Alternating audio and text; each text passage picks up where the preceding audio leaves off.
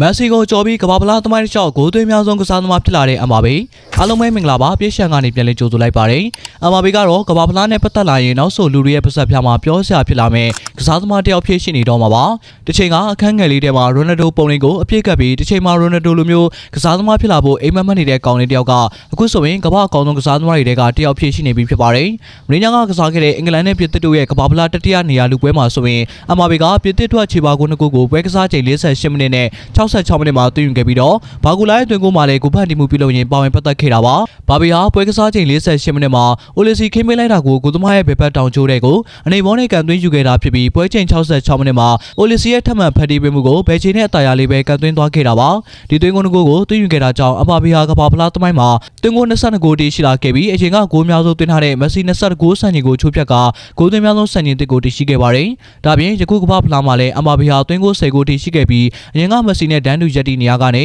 နောက်ကောက်ချနိုင်ခဲ့ပါတယ်။ဒါကြောင့်ပဲကမ္ဘာဖလားဂိုးသွင်းများဆုံးရှင်မနက်စုကိုဘာဘီကရရှိသွားဖို့ရာခိုင်နှုန်းတော်များသွားပြီဖြစ်ပါတယ်။တကယ်လို့ဒုတိယနေရာက၈ဂိုးနဲ့ရက်တီနေတဲ့မက်ဆီကစပိန်နဲ့ပွဲမှာသာဂိုးမသွင်းနိုင်ရင်ဒါမှမဟုတ်တကိုးသာသွင်းနိုင်ရင်အဆိုပါရှင်မနက်ကိုဘာဘီလက်ထဲထည့်ပေးရတော့မှာပါ။မက်ဆီအနေနဲ့ရှင်မနက်စုကိုလက်လွတ်မခံချင်ဘူးဆိုရင်တော့စပိန်နဲ့ပွဲမှာဟတ်ထွတ်သွင်းနိုင်မှရှာမှာပါ။ဒီလိုသွင်းဖို့ဆိုတာလေစပိန်လိုကမ္ဘာဖလားမှာခန်းစစ်အကောင်းဆုံးတင်းတဲ့ရေးဆိုင်မှဖြစ်တာကြောင့်ဘလို့မှမဖြစ်နိုင်ပါဘူး။ဘလို့ပဲဖြစ်နေပါစေဘာဘီကတော့မက်ဆီရဲ့စံချိန်တွေကိုနောက်ကနေကြော်တက်ပြနေတဲ့တကယ်ကိုမော်စတာတကောင်လိုပဲပြောရမှာပါ။